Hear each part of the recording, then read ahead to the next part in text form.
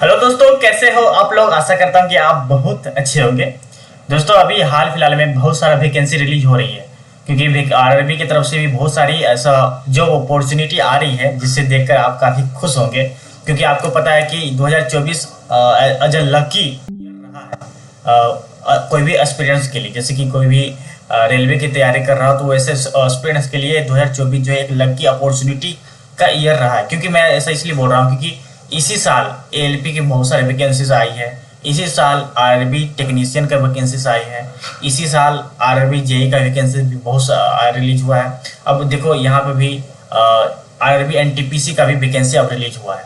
तो कहीं ना कहीं अगर आपने थोड़ा भी मेहनत किया है ना दोस्त, अगर आपने एप्टीट्यूड अच्छा से किया है, अगर आपने मैथ भी अच्छा से किया है, अगर आपने जनरल अवेयरनेस, इन तीनों में से कुछ भी एक भी सब्जेक्ट आपने अच्छे से किया है, तो कहीं ना कहीं आपकी जॉब पक्की है। अगर आप फिर भी मेहनत नहीं कर रहे हो, फिर भी आप सोच रहे हो कि मेरी जॉब लग जाएगी, या सोच रहे हो कि यार वैकेंसी ही कम है, तो बेसिकली आपको कोई नहीं बचा सकता। तो आपको मेहनत करना पड़ेगा, अभी भी टाइम है। क्योंकि अभी भी क्रैश कोर्स कर करके आप उस लेवल तक पहुंच सकते हो जो लेवल तक बहुत सारे बच्चे पहले ही पढ़ के आ रहे हैं। तो कोई नहीं दोस्त, बेसिकली वो तो होता रहेगा, लेकिन हम बात कर रहे हैं जो आज वैकेंसी रिलीज हुई है, वैकेंसी का अपडेट जो आया है उसके बारे में बात करने वाले, जो आरआरबी के तरफ से एनटीपीसी का। और ये वैकेंसी इसलिए भी ज़्यादा इंपॉर्टेंट है ना दोस्त, क्योंकि इसमें ना कोई प्रोफेशनल स्किल्स चाहिए आपको, ना कोई प्रोफेशनल डिग्री चाहिए आपको, और ना ही कोई आपका टेक्निकल बैकग्राउंड होना चाहिए। अगर आपने 12th भी किसी भी स्ट्रीम से पढ़कर पास किया है ना, तो आप इसमें एकदम अप्लाई कर सकते हो। और इस आपको पता ही कि जब रेलवे में आप ज्वाइन करते हो तो सैलरी कितनी अच्छी होती है। साथ ही साथ सैलरी के साथ साथ बहुत सारी अपॉर्चुनिटीज मिलता है, आपको अलावेंस मिलता है ना। और उसके बाद आपको पता है कि अगर आप बिहार से हो और रेलवे में आपका जॉब लग गया, तो समझो कि आपको भगवान मिल गया है, ये होता है। और ये अभी ग्राउंड लेवल की बात कर रहा हूँ। अगर आपको नौकरी मिल गया ना सरकारी, तो समझो कि आप भगवान को पा लिए, वही बात है। तो अगर आपने मेहनत थोड़ा सा भी किया होगा ना, तो ये जॉब निकाल लोगे, ठीक है। तो बेसिकली मैं अपडेट के बारे में बात कर रहा हूँ कि आज का अपडेट क्या है। और इसमें जो बात करने वाला हूँ ना, बहुत सारी चीज़ें हम बात करने वाले हैं कि हम आपको ओवरव्यू दे देते हैं। जैसे कि अगर हम यहाँ पे देखेंगे ना, तो यहाँ पे इम्पोर्टेंट डेट, सबसे पहले इम्पोर्टेंट डेट के बारे में जानेंगे कि कब ये रिलीज हुआ था और इसका लास्ट डेट कब है, और उसके बाद इसका एग्ज़ाम कब होगा, और नोटिफिकेशन बहुत डिफरेंट डेट के अकॉर्डिंग जो है यहाँ पे चीज़ें दी गई हैं, ठीक है। तो सारी चीज़ें यहाँ पे हम देखने वाले हैं। उसके साथ साथ देखने वाले हैं detail of vacancies a glance. Vacancy को अच्छे से डिटेल में समझेंगे कि कितना सीट पे कौन से वैकेंसी निकला है, कौन से वैकेंसी के लिए कितना सीट अवेलेबल है ना। उसके बाद साथ साथ कौन कौन सा पोस्ट अवेलेबल है, वो भी सारी चीज़ें हम कवर करने वाले हैं, है ना। उसके बाद रजिस्ट्रेशन कैसे कर सकते हैं, अप्लीकेशन फॉर्म का सबमिट कैसे कर सकते हैं, वो भी हम यहाँ पे देखने वाले हैं। उसके साथ साथ यहाँ पे डिटेल से हम समझेंगे सीईएम के बारे में, वैकेंसी के बारे में अच्छे से समझने की कोशिश करेंगे। और ज़्यादा से ज़्यादा जो एकदम ज़रूरी दोस्त, वो है एजुकेशनल क्वालिफिकेशन।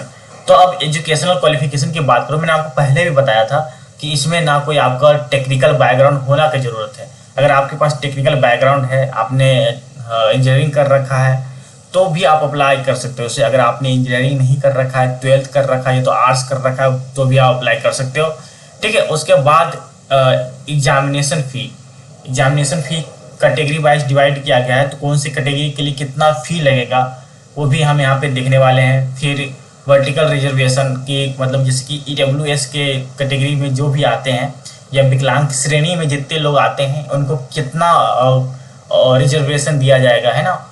और उसके बाद जैसे कि यहाँ पे रिक्रूटमेंट प्रोसेस क्या होने वाला है, यही मेन मुद्दा है यहाँ का। पूरा ये जो सिलेक्शन का मेन चीज़ें हैं, ये रिक्रूटमेंट प्रोसेस, ठीक है। तो रिक्रूटमेंट प्रोसेस कैसे होगा, कैसे सिलेक्शन होगा, वो हम जानेंगे। कितना स्टेज में इसका एग्ज़ाम्स होंगे, एग्ज़ाम्स में क्या, एग्ज़ाम के पैटर्न क्या है, कितने घंटा का एग्ज़ाम होगा, क्वेश्चन कितना आएगा, कौन कौन सा सब्जेक्ट से क्वेश्चन आएगा, सब हम यहाँ पे कवर करने वाले हैं। क्या हाउ टू अप्लाई, कैसे हम अप्लाई करेंगे इस एग्ज़ाम के लिए, ठीक है। उसके बाद हॉल टिकट सीबीटी, देखो hall ticket e call letter, CBT computer based test, उसके बाद टाइपिंग टेस्ट होगा, फिर डॉक्यूमेंट वेरिफिकेशन होगा।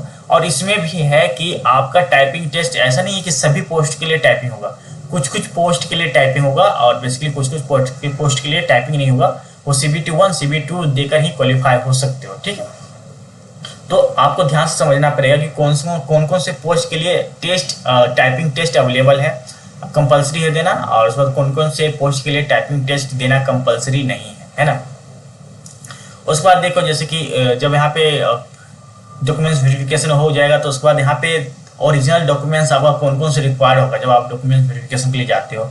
उसके बाद देखेंगे कि हम कौन कौन से रीजन में कितना कितना सीट है अवेलेबल है किसी खास कैटेगरी के लिए, ये ज़्यादा इंपॉर्टेंट है। और उसके बाद जैसे कि आपको पता है कि RRB डिफरेंट जोन में वर्क करती है ना, तो उस जोन में कितना सीट अवेलेबल है, कोई पर्टिकुलर जैसे कि ट्रेन मैनेजर हो गया है ना, और उसके बाद TC हो गया, तो इन सारी पोस्ट के लिए कितने कितने सीट अवेलेबल है किसी स्पेसिफिक रीजन में, वो भी हम यहाँ पे प्रॉपर देखने वाले हैं।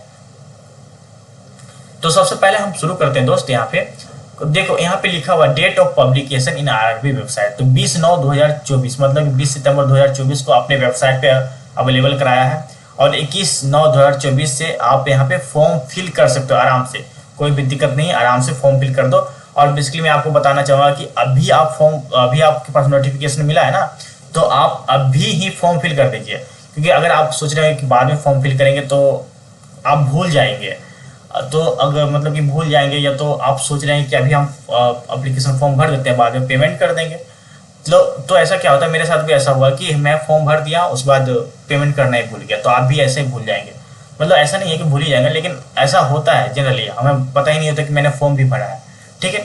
उसके बाद यहाँ पे अगर आपने यहाँ पे क्लोज का डेट है, मतलब कि कब ये रजिस्ट्रेशन फॉर्म क्लोज होगा, तो 20/10/2024 मतलब कि 20 अक्टूबर को ये डेट खत्म हो जाएगा।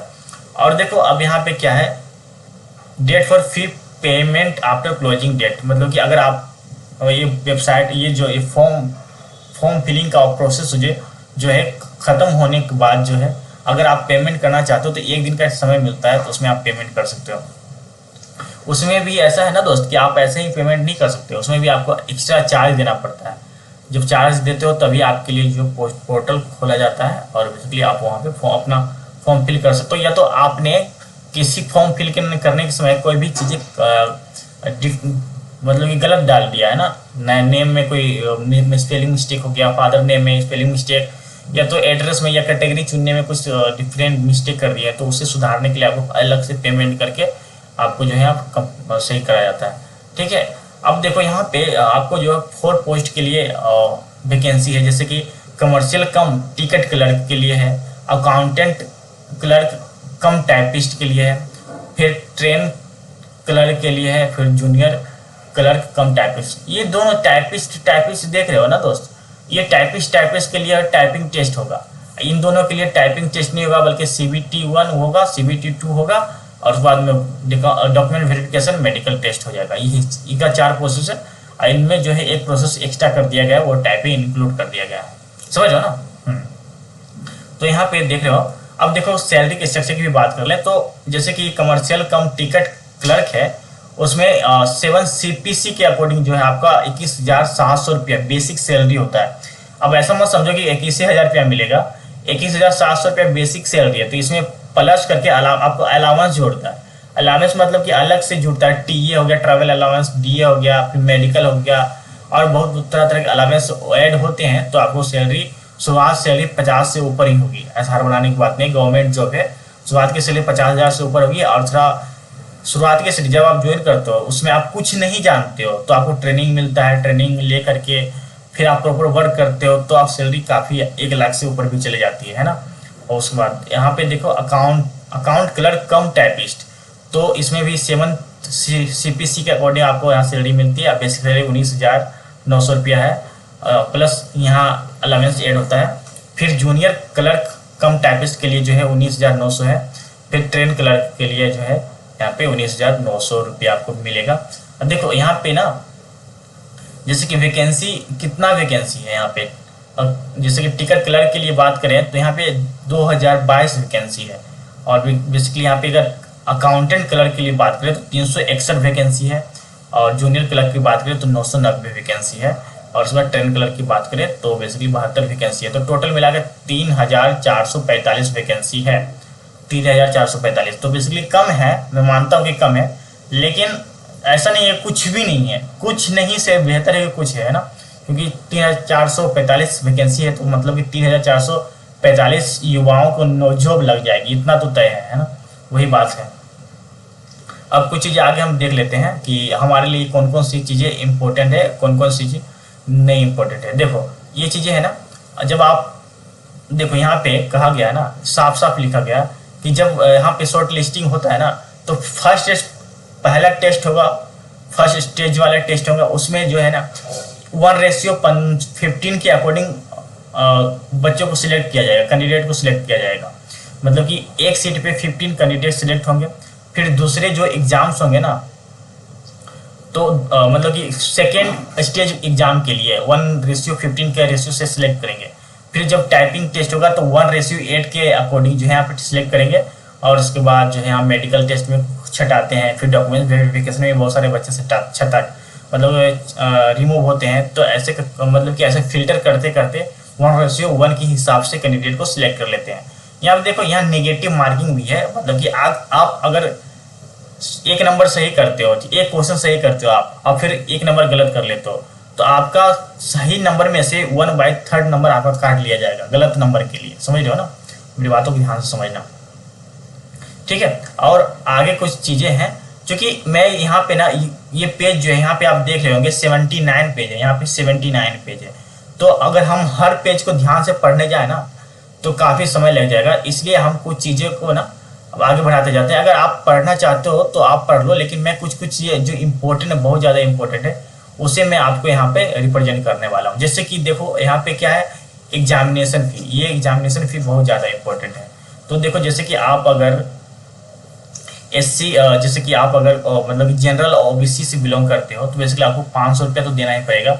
और यहाँ देखो जैसे कि PWBD फीमेल हो गया, ट्रांसजेंडर हो गया, एक्स सर्विसमैन से आप फैमिली से बिलोंग करते हो तो उसके लिए जो है आपको जो है 250 रुपया कर दिएगा, मतलब कि आधा 250 रुपया कम कर दिया गया, रिलैक्सेशन दे दिया गया 250 रुपया का, तो आप पेमेंट कर सकते हो। CBT 1 में पार्टिसिपेट करने के लिए, ऐसा नहीं है कि CBT 2 में चले जाओगे, CBT 1 में आप लिखोगे एग्जाम पास होगे तभी CBT 2 में जाओगे, ये है, समझ रहे हो ना। अब कुछ यहाँ पे रिजर्वेशन की चीज़ें दिया गया है, ठीक है। अगर आप पढ़ना चाहो कि कैसे रिजर्वेशन मिलता है तो बेसिकली जनरली लोग इसे इग्नोर कर देते हैं, ठीक है। अगर आपको टाइम मिलता है तो आप इसे पढ़ लो, ठीक है, क्योंकि पढ़ लो तो आपकी जानकारी ज़्यादा बढ़ जाएगी, ठीक है। अगर आप एक्स सर्विसमैन के फैमिली से बिलोंग करते हो तो आपको भी कुछ रिलैक्सेशन मिलता है, जिसमें आपको जैसे जॉब मिलने लगा तो नंबर 1-2 नंबर ऊपर नीचे हो जाएगा। तो यही सारी चीज़ें जो है ना आपको हेल्प करती है आपकी रैंक को इम्प्रूव करने में, पोस्ट करने में, समझ गए ना। हाँ, अब हम कुछ चीज़ें जैसे कि यहाँ पे दिख रहे हैं, जैसे आप यहाँ पे जाओगे ना तो यहाँ पे देखो सबसे पहले एग्जाम का पैटर्न देख लेते हैं, रिक्रूटमेंट प्रोसेस जान लेते हैं कि हम सिलेक्शन इसमें कैसे होंगे। हमने फॉर्म फिल कर दिया, चलो फॉर्म फिल कर दिया वो तो एक अलग बात है, लेकिन फॉर्म फिल कर दिया तो उसके बाद जिम्मेवारी होती है कि पढ़ाई कैसे करें, इसका पैटर्न क्या आएगा, इसका प्रोसेस क्या आएगा, सिलेक्शन का प्रोसेस क्या आएगा। जब हम सिलेक्शन का प्रोसेस जानेंगे तभी तो उसके अकॉर्डिंग हम प्रिपेयर करेंगे, है ना, अपने एग्जाम्स को। तो हम जान लेते हैं यहाँ पे, जैसे कि आपको पता है कि ये एग्जाम ना 2 स्टेज में होने वाले हैं। देखो जैसे कि जैसे देखो स्टेज 1 में यहाँ पे एग्जाम्स होंगे, फिर यहाँ पे स्टेज 2 में, ठीक है। दोनों का एग्जाम जो सेम ही जैसा होगा, ऐसा कुछ नहीं है कि उसमें बहुत टफ पूछा जाएगा या उसमें आपको बहुत आसान पूछा जाएगा, ऐसा नहीं है। दोनों का एग्जाम एकदम सिमिलर होगा, बस कुछ माइनर जो है ना डिफरेंट है इसमें। जैसे कि CBT 1 अगर एग्जाम के लिए प्रिपेयर कर रहे हो, मतलब कि CBT जैसे कि आप फॉर्म भरे ना तो CBT 1 में आपको पार्टिसिपेट करना कंपलसरी है। तो CBT 1 के लिए यहाँ पे total number of time 190 minute है, मतलब कि 1.5 आवर, मतलब 1.5 घंटा आपको दिया गया है। 1.5 घंटा में आपको जो है टोटल नंबर ऑफ क्वेश्चन 100 करना है, मतलब 100 क्वेश्चन आपको बनाना है। क्योंकि ये क्वेश्चन जो है ना मतलब कि ऑप्शंस वाले होंगे, 4 ऑप्शंस होंगे, उसमें से एक ऑप्शन सिलेक्ट करना है। आसान है, कुछ नहीं है, मतलब ऐसा भारी नहीं है।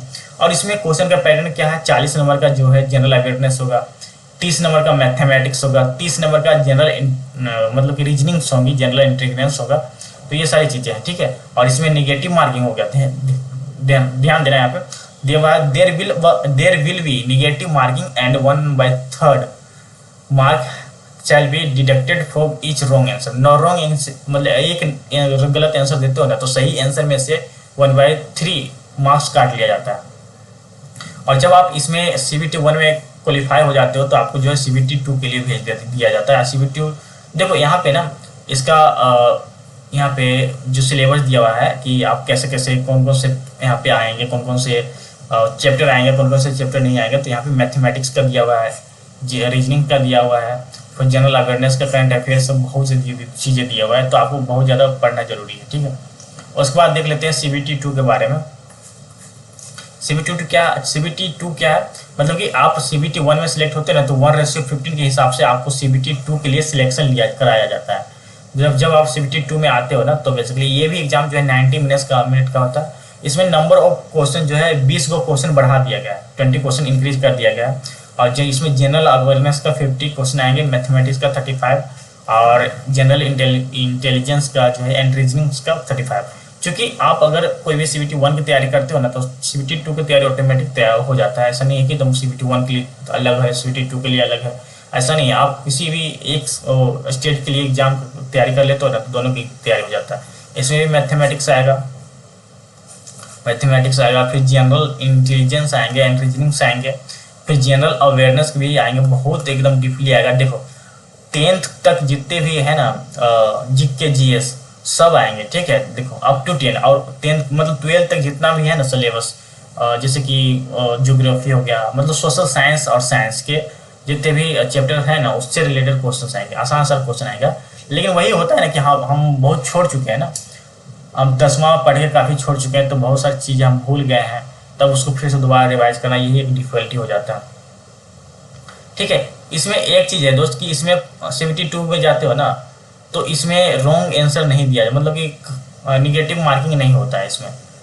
यहाँ पे निगेटिव मार्किंग नहीं होता है। यहाँ लिखा हुआ there will be negative marking 1/3 shall be deducted for each wrong. There will be negative marking and 1/3 marks shall be deducted for. अरे इसमें भी निगेटिव मार्किंग है, मुझे लगा था निगेटिव मार्किंग नहीं, इसमें भी सेकंड स्टेज का जो एग्जाम होने वाला है उसमें भी निगेटिव मार्किंग है ना। उसके बाद सिलेबस सेम ही है। उसके बाद जब देखो जब आप CBT 2 में क्वालिफाई हो जाते हो तो CBT 3 के लिए टाइपिस्ट का जो पोस्ट सिलेक्ट के लिए किए हैं, उनके लिए ही बस ये CBT ये जो है टाइपिंग का टेस्ट है।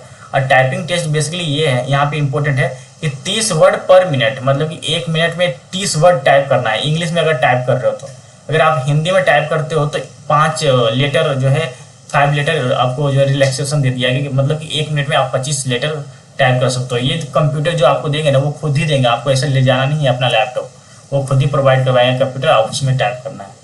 उसके बाद आपको डॉक्यूमेंट्स वेरिफिकेशन होगा, और उसके बाद आपका जो है मेडिकल टेस्ट होगा। और देखो यहाँ पे बहुत सारी चीज़ें, जैसे कि आपने कमर्शियल कम टिकट क्लर्क के लिए अप्लाई कर रहे हो, तो आपका जो है फर्स्ट एग्जाम होगा, सेकेंड एग्जाम होगा, थर्ड एग्जाम नहीं होगा। देखो अकाउंटेंट टाइपिस्ट के लिए अप्लाई कर रहे हो ना, तो फर्स्ट सेकेंड, इस बार तीसरा भी होगा, इसमें तीसरा भी होगा। अगर 10 कलर के लिए अप्लाई कर रहे हो तो फर्स्ट सेकेंड ही एग्जाम होगा, तीसरा एग्जाम नहीं होगा, ठीक है। अप्लाई कैसे करें, तो अप्लाई करने के लिए आपका जो है इसका ऑफिशियल वेबसाइट पर जाए, और फिर ऑफिशियल वेबसाइट पे जाओगे ना, तो वहाँ पे आपको सिलेक्ट करना पड़ेगा कि आप किस जोन में अप्लाई करना चाह रहे हो। तो मैं आपको बताऊंगा कि कैसे हम अप्लाई कर सकते हैं, जोन को कैसे देख सकते हैं। ये चीज़ें बहुत ज़्यादा इंपॉर्टेंट है, मैं आपको लास्ट में लेके जाता हूँ, क्योंकि हमारा ये जो सेशन है, इम्पोर्टेंट जो चीज़ें हैं ना हम कवर कर चुके हैं, तो जो बहुत ज़्यादा इंपॉर्टेंट है ना उसे हम कवर करने की कोशिश करेंगे, ठीक है। जैसे कौन से रीजन में कितने सीट हैं, SC के लिए कितना सीट है, ST के लिए कितना सीट है, OBC के लिए कितना सीट है, वो चीज़ें हम यहाँ पे देखने की कोशिश कर रहे हैं, ठीक है। वही चीज़ें इसीलिए मैं इसे स्क्रॉल कर रहा हूँ। देखो हाँ ये आ गया। जैसे कि अगर यहाँ पे देखो, अगर आप RRB अहमदाबाद के लिए सिलेक्ट कर रहे हो ना, तो नंबर ऑफ सीट देखो अनरिजर्व के लिए कितना है। देखो ये डिफरेंट पोस्ट के लिए यहाँ पे सीट दिया गया है, मतलब कि कमर्शियल टिकट क्लर्क के लिए जो है अनरिजर्व के लिए 63 है, SC के लिए 23 है, ST के लिए 12 है, ठीक है।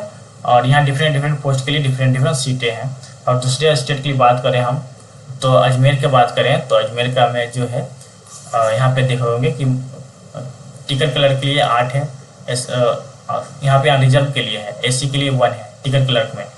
तो यहाँ डिफरेंट डिफरेंट पोस्ट के लिए, डिफरेंट डिफरेंट सिटी के लिए यहाँ पे डिफरेंट डिफरेंट दिया हुआ है। चूँकि अब कौन से सिटी में अप्लाई करें, कौन सी सिटी में अप्लाई नहीं करें, ये ज़्यादा इंपॉर्टेंट बात है। क्योंकि आप देख रहे हो कि कोई भी सीट, जैसे कि इसके पहले हमने देखा, कहाँ देखा था, ये शुरुआत वाला में, हाँ यहाँ पे देख रहे हो कि एससी की सिटी कितना है, यहाँ पे अहमदाबाद में 23 है, लेकिन कहीं कहीं 21 है। तो बहुत सारे बच्चे क्या करते हैं कि 23 सीट है तो 23 में सब में घुस जाते हैं। अब कोई खाली हो जाता है, एक ये इधर वाले खाली हो जाते हैं, तो अब क्या करें, तो बेसिकली आप एक चीज़ें ध्यान देना पड़ेगा, आपको एनालिसिस करना पड़ेगा कि कौन से में अप्लाई करें, कौन से में अप्लाई नहीं करें, ठीक है। तो आप अगर नीचे जाएंगे ना तो बहुत सारे ऐसा जोन आएगा। अगर आप बिहार से हो तो पटना, मुजफ्फरपुर, इसके बाद कोलकाता से हो तो कोलकाता, हावड़ा, मालदा, ऐसा कुछ आएंगे। तो यहाँ पे सारी सिटीज देख सकते हो, उसके बाद से अप्लाई कर सकते हो। तो आई होप दोस्तों आपको ये जितने भी नोटिफिकेशन के बारे में बताया हूँ वो आपको काफ़ी पसंद आया होगा, और साथ ही साथ आपको काफ़ी नॉलेज मिला होगा, आपको अपडेट हो गया होगा कि हाँ भाई चलो ये चीज़ें हैं। और अगर आप मेहनत भी करते हो थोड़ा सा भी, एप्टीट्यूड के कुछ पार्ट्स देख लेते हो, है ना, बस जीके जीएस का आपको पता ही है, 10th तक पढ़े हो तो एक बार रिवाइज करोगे तो आ ही जाएगा। मैथ का बात है तो मैथ में थोड़ा सा आपको टाइम देना पड़ेगा, तो वो भी क्लियर हो जाएगा। उतना टफ क्वेश्चन नहीं आता, क्योंकि 1 मिनट में एक क्वेश्चन बनाना है तो उतना टफ नहीं देते। उसके बाद मेन बात है जनरल अवेयरनेस। आप फायदा उठा सकते हो जनरल अवेयरनेस में, क्योंकि इसका क्वेश्चन तो मतलब कि जैसे 30-35 क्वेश्चन है तो मुश्किल से 5 मिनट में बना दोगे यदि आपको आता है तो। क्योंकि क्वेश्चन एक बार भी देख कर ही पता चल जाता है कि भाई ये आता है या नहीं आता है, ऐसा सोचने की जरूरत नहीं पड़ता। मैथ में तो हमें सोचना पड़ता है कि यार कैसे बनेगा, इसका आंसर क्या होगा, लेकिन जिसका जीएस में नहीं आता है ऐसे सोचने के लिए, आप एक बार देखते हो उसकी पता कर लेते हो कि ये बनेगा या नहीं बनेगा, वो हमारा टाइम बचाता है। तो बेसिकली आपको इस पर ज़्यादा टाइम देना है, क्योंकि याद करना पड़ता है, ऐसा नहीं कि समझना पड़ता है, रटना पड़ता है, रटोगे तभी दिमाग में घुसेगा, ठीक है। आई होप दोस्तों आपको सारी चीज़ें समझ में आया होगा। तब तक के लिए खुश रहें, स्वस्थ रहें, और जाते जाते सब्सक्राइब करना ना भूलिए। जय हिंद, जय भारत।